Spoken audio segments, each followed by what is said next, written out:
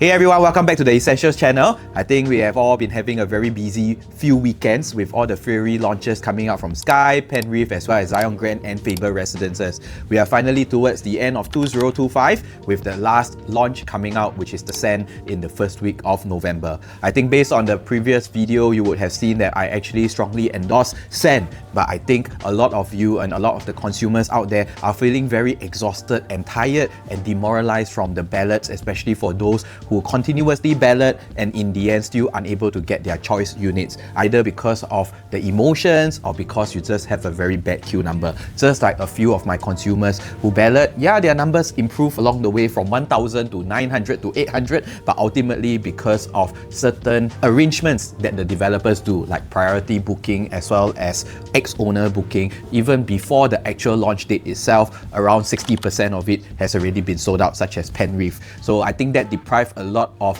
keen and genuine consumers, especially upgraders, from getting what they want. But is it always true that a sellout property means that it is always good? I think we have to take a step back to be logical rather than driven by all the emotions and hype that we have seen over the past few launches and developments. Are there still golden opportunities within the market right now that you can go for? Just because you never go in at the start of the launch doesn't mean it's a bad product, but it's how we facilitate the thought process to identify key opportunities that are very, very essential in today's market. Alright, so as we continue to roll out very awesome content for you, I'm very happy to see the channel grow. Remember to like, share and subscribe. And I've had more consumers reaching out to me. Just before I flew off to Europe, I actually had one consumer contacting me from one of my videos. Really very happy to touch base with them. Continue to like, share and subscribe, and most importantly, set up your one-to-one consultation with me at 94569398, because videos are just videos, but coming together to piece up everything for you, that is my main goal, and I am very competent and proficient in doing so to cater to each of your scenarios. So today's video is actually to identify essential opportunities within the market today. So today's quantum we will be touching on is between 2.5 mil to 3 million. What else can you be getting? Because I happen to identify that this group and this price range of buyers don't really have that much of a choice, and 2.5 to 3 mil is actually quite a sizable amount. Alright, means that you gotta be earning a decent household income of actually 20 to 30k depending on your age. So with that in mind, what are the key opportunities? Just because you didn't get in at the launch, does it mean that it's a bad product? Let's take a look. So we begin with the quantum of 2.5 to 3 million dollars for 3-bedroom. Because just nice, everybody happens to fall into this category, and I realized that there's really nothing much to choose from or nothing compelling enough. Stay till the end so that I can throw in a bonus that I can get you a 3-bedroom premium below $2 million. Alright, so probably my first pick will be going for Bloomsbury Residences. This has always been the underdog of 2025, but just nice because of timing, they were actually hit by the Trump's tariff war news, and in that sense, that project was actually launched at that point of time, and it did hinder a little bit of the momentum of the market. But actually, if you deep dive into the layouts and per square foot wise, you will realize that they are actually quite undervalued, and most importantly, because they fall under the railway corridor, a segment of it, which is the Queenstown segment, we already saw that the government has already transformed the rail corridor. Right? Why do I say that? It's because the government actually used 2 prime plots of land to actually exchange with Malaysia to get back everything along the rail corridor, because it once belongs to Malaysia. And we have actually seen that the downtown line runs in parallel to the railway corridor. With that in mind, that's why we have the Upper Bukit Timah and Beauty World transformation, because we see the downtown line running in parallel to the railway corridor that actually starts from Kranji, that runs through the Bukit Panjang and then Upper Bukit Timah, so on and so forth. The railway corridor does cut into the Queenstown area, and just nice, Bloomsbury Residences is nearby, which is what we call the Queensway node, alright, or the Queenstown node, right? And with that in mind, this itself forms the infrastructure phase of the transformation. And like what we always say in our previous videos, the infrastructure phase is where we can identify projects that will actually give you fast returns within a shorter period of time. And exactly with the emergence of the URA Draft Master Plan 2025, the government did mention that this is the area of focus, the media circle area, where it is classified under the Greater One North transformation, or rather the Dover Medway transformation. And with that in mind, we see that based on a 2.5 to 3 million quantum, we can have stacks like stack 12. This is one of my key stack. We have 0412, 0712, 1312 and 1412 falling below 2.9 mil. You get a 1098 square feet 2.76 mil for the 4th floor. You get 0712, 1098 square feet at 2.792. And if we deep dive into the floor plan, we actually get to see, based on the site plan itself, it is actually facing the nice landscape view of the pool view, and you have that vast perimeter that you can look towards to from one end of the project to the other end of the project. So you can totally imagine being at the 4th floor or 7th floor, that kind of landscape view that you're going to get, and you are also able to get the black and white views, because why? This development is actually elevated by about 4 to 5 stories. So what you'll be actually getting is the very nice beautiful views of the black and white properties conserved area. Alright, and this is how the 1098 square feet layout would actually look like. Right, from here you get to see, walking in from the main entrance, on the left is actually the kitchen and yard area with the bomb shelter and the utility toilet. Very ideal for families, very livable. And we move towards the dry kitchen area, followed by a very nice dining area, the living room, a flexi room so that you can actually use it for your study, or you can hack it down to form the landscape layout for your living room, followed by the 3 bedrooms on the right with the bathrooms running in parallel against it.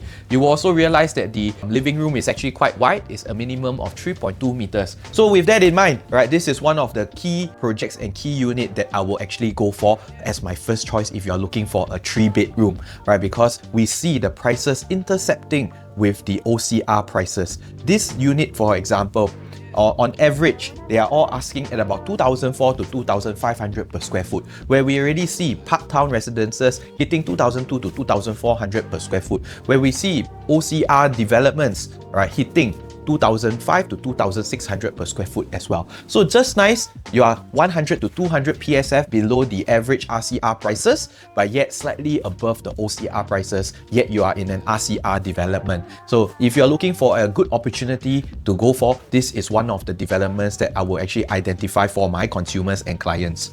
Next, we actually have Elta. Elta itself is actually an OCR development, alright, with a starting price of 2.614 mil. You will realize that the 2.614 mil is a 926 square feet. Instead of getting a low floor unit, you actually get a 34th floor unit, alright, or a 32nd floor unit, depending on which deck you actually choose. Alright, this is the layout itself. You come in here, you get your kitchen, followed by your living and dining of at least 3.2 meters, and then followed by the 3 bedrooms with the 3rd bedroom cascading below, so that you reduce the corridor space.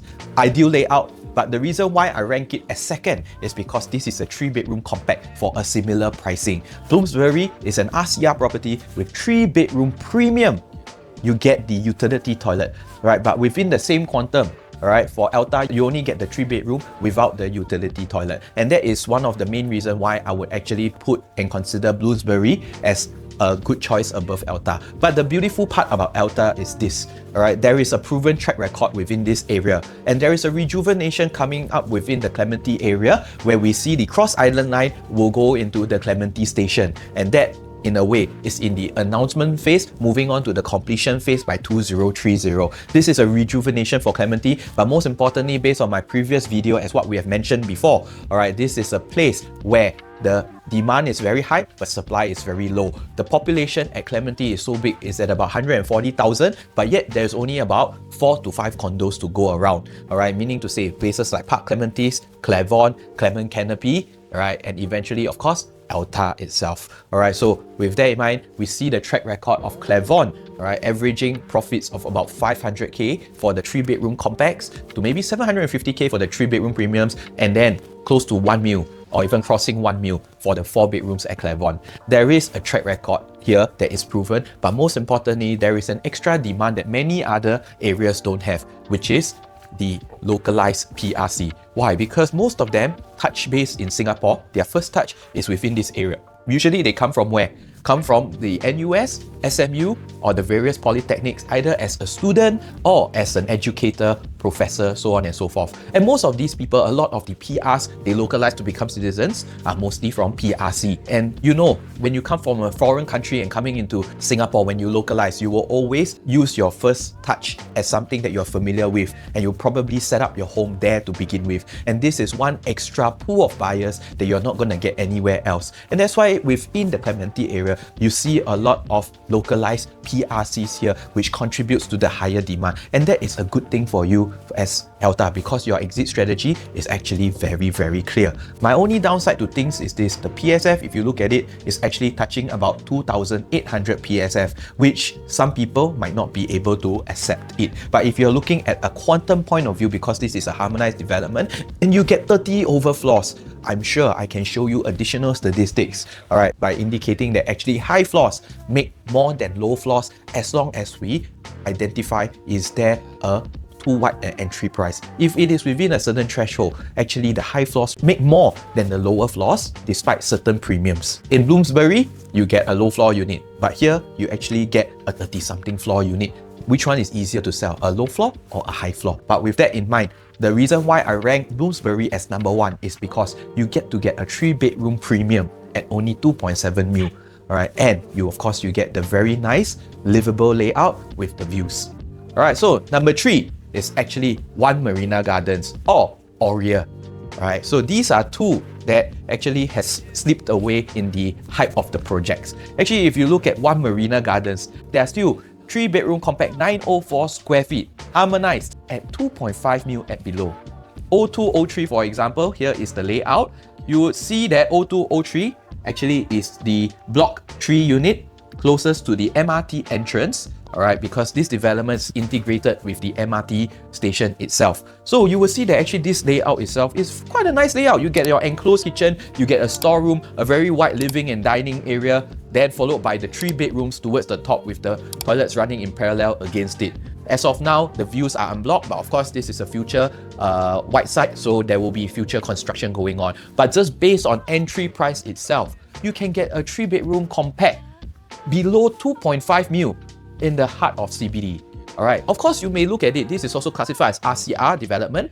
Let's see from our master plan down here, I've highlighted the first plot of land here, which is One Marina Gardens. Right, there's actually 4 more future plots of residential development, but you are the closest one because you are exactly right on top of the MRT, where there is an integration between your development as well as the MRT entrance. And like what they say, everything is about entry price. Right, of course, just now when we recommended that unit for you, which is Stack 3, right, you can get a low floor at actually below 2.5 mil. Wow. Actually, an RCR or CCR central development right in the heart of Marina Bay area, you are able to get below 2.5 mil for a 3-bedroom. Hey, this is value and this is opportunity leh. Alright, but most importantly, if you look at this itself, it is going to be a future township as what we have depicted and illustrated here, as you can see. So with that in mind, it depends on how you look at things. You can classify this as the Marina Bay area, or you can actually classify this as an extension of the Marina East area, an extension of District 15, because I think based on how the government is planning, they have actually taken back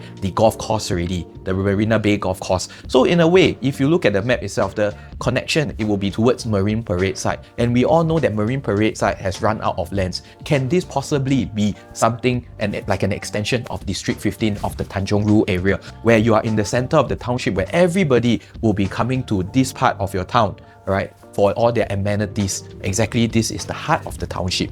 Alright, so, but of course, there's still about 10 more years before we see all of these things materializing, and that's why I rank this as number 3. But in terms of entry price, in terms of layout, I actually think that this is a very strong viable option where it carries unseen opportunity by many. Next, alternatively, for number 3, alright, is actually Aurea. This is a development, a redevelopment of the Golden Mile complex by Far East.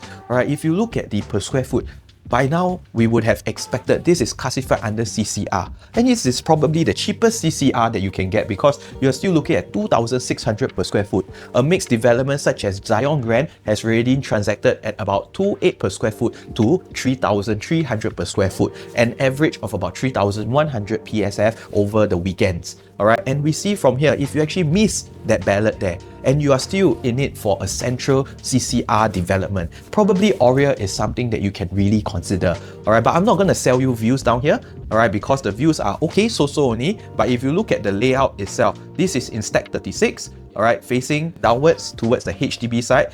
Alright, you see the layout itself, you get an enclosed kitchen, a very wide living and dining with the 3 bedrooms running in parallel against it. Alright, of course, the only downside of things is this one does not have a balcony. But anyway, I think we all know that balconies today is not exactly a must-have in terms of the young generation's lifestyle. In fact, some may actually prefer for all the space to be inside the living area and dining area, which is what we are going to be getting down here. But if you look at the price point itself, you can get something at 1,001 square feet at 2.63 mil at 2,629 PSF. Hey, it's actually quite cheap to begin with, right? Because we see RCR units actually pricing at 2,600 PSF already. A small increment as compared to Bloomsbury as well as Elta. Alright, but why I rank this as number 3? Because in a way, in terms of layout, we are only getting a 3-bedroom compact at 1,000 square feet. Alright, and the thing is, we don't have balcony. Don't forget, we buy new launch is to cater to future consumer needs. Meaning to say, we do have to keep up with the consumer trend and behavior a little bit. They do still want the balcony and a choice of an outdoor space. Whether they use it or not, it's actually up to their preference, alright? But we need to cater to future consumer needs so that you can exit effectively. But in terms of pricing wise, in terms of size wise, hey, Aurea may be a gem that is unidentified by many, alright? Especially with its mixed development component as well as its close proximity to MRT. With that in mind, these are for people who cannot accept far off places. Alright, but of course, if you are very clear with numbers and you are very clear with the Singapore market right now, you must identify that the Singapore market, people buy real estate as a need.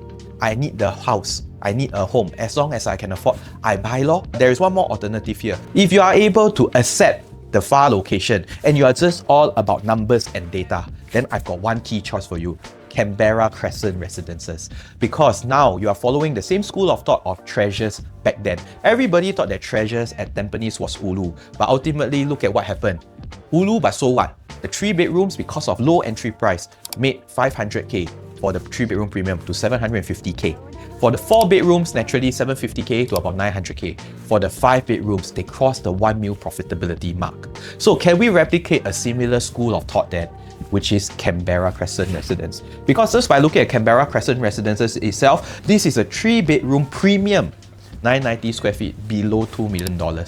Entering from the main entrance, you got your dry kitchen and wet kitchen area with a flexible study area, followed by 3 bedrooms running in parallel to the 2 bathrooms below. Comes with a utility toilet. Does it meet the mass market family needs? It does And most importantly, you are already setting the lowest entry point for a 3-bedroom. The next time when you resell, you know that you bought in as the lowest. When you resell, you also can sell cheaper than everybody else, but yet make a substantial profit. And they know, based on the market, they have no choice but to pay for this need, and you'll be reaping the rewards. So if you are able to set aside location concerns, alright, Canberra Crescent Residences makes sense in all of the numbers. Number one, it is an MRT station.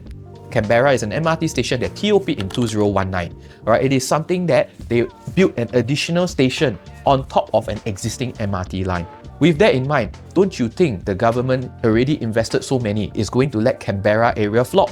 It definitely won't. And that's why you see so many billions or millions of dollars of resources being poured in to develop this township. This is a mix of mature estate but yet new infrastructure being introduced, especially with the recent budget and rally talks where they are indicating north side will never be Ulu anymore. Alright, so can we capitalize on that? First of all, you got a short-term goal because you set the lowest benchmark and safety net for a 3-bedroom. Can we capitalize on that? From there, it is in its infrastructure phase. So your short-term, mid-term goals are already taken care of. Followed by, if you're buying to stay, so maybe to say you are going for long-term as well. Am I right to say you'll be capitalizing on whatever that the government preached about during their NDP rally, which is about the North transformation? So based on my app down here, you'll be able to see that there is so many choices of 3 bedrooms left. Alright, again, this one is about timing of the development. Does it mean that it did not sell out, means it's a bad development? Refer back to my videos. Actually, Canberra Crescent Residences is the most livable development as compared to all your competition down there because of all the URA improvement. It is just nice they entered a 3-corner fight or 2-corner fight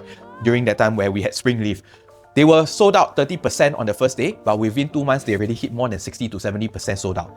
Right, again, because of entry price. If you need a 3 bedrooms, there's nothing else to choose from. So now we move on to within the same quantum but 4 bedrooms. So again, this is our app, and from here we are able to see what are the available range and units available. Definitely because of us upgrading to a 4 bedrooms, then naturally our choices will be greatly reduced. But first of all, my first choice here will be Faber Residences. Alright, those may argue that you did not participate in the ballot and then that's why you missed out on first choice unit. I disagree with you because you're just going through the same hyping process and the emotional process. Alright, just because you didn't get it at launch doesn't mean it's a bad product. They still haven't increased their price yet. There are still choice units, and based on what I observed, there are still choice unit 4 bedrooms that actually face the Sungai Pandan river, or you want to call it Longkao, also can. Alright, but in a way, Singapore, a lot many Longkao that people somehow value this view of nature. Alright, so we call it the river, okay? But anyway, coming back here, the top 3 choices are number 1, Faber Residences. Number 2,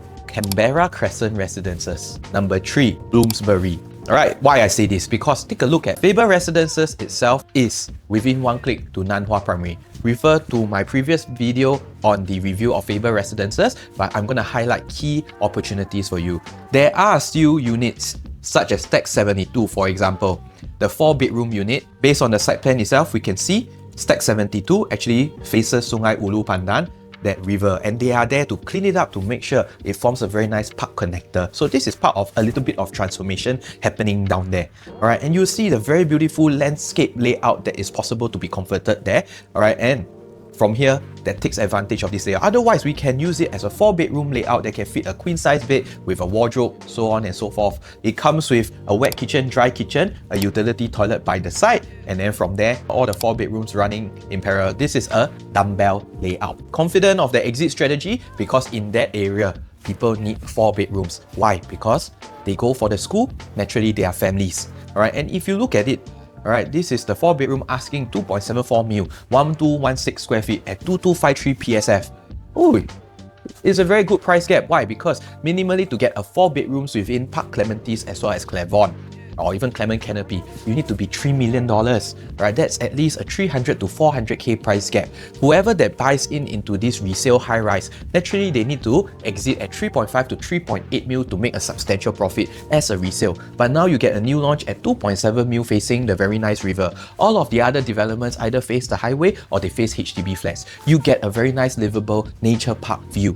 Alright, as well as the river view. And trust me, I've seen Kingsford Water Bay. One face the HDB as well as opposite condos versus the one facing the river. Ultimately, the one facing the river that actually looks like a Longkao, you go and check, that faces the river in the end make more profit than the one facing the HDB, because ultimately we are in a land scarcity Singapore. Alright, people who choose these areas want to have something that's livable, tranquil, facing greenery as well as nature. And just nice, this is what you'll be getting at Faber Residences. So to me, if you are able to accept a low-rise development and with the price gap already justified for you, I think actually Faber Residences is something that you should be looking for. You may be questioning, how come people never sell out the 4 bedrooms here? Actually, sometimes because I said in my previous video, sometimes 4 bedrooms, the families need to uproot themselves first. Instead of uprooting, they rather wait until the developer is closer to their TOP, then they sell to buy. They know that developer may actually stage up the prices,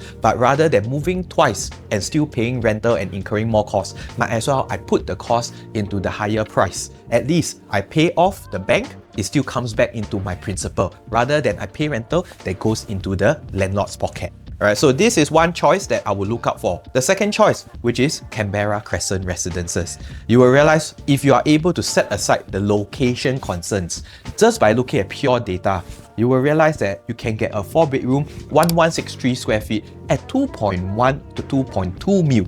4 bedrooms below 2.22 mil. Wow! Following the same kind school of thought as Tampines at Treasure, you get the cheapest, largest unit in the entire Singapore. This is how the 4 bedroom layout looks like. Got the dry kitchen, wet kitchen, WC, yard, and a bomb shelter. Comes with its dining area, followed by the living. Gives you flexibility to be able to hack down the wall to form your landscape layout, just like what we see in Faber Residences. With all the 4 bedrooms running in parallel with the 4th bedroom cascading below to reduce the corridor space.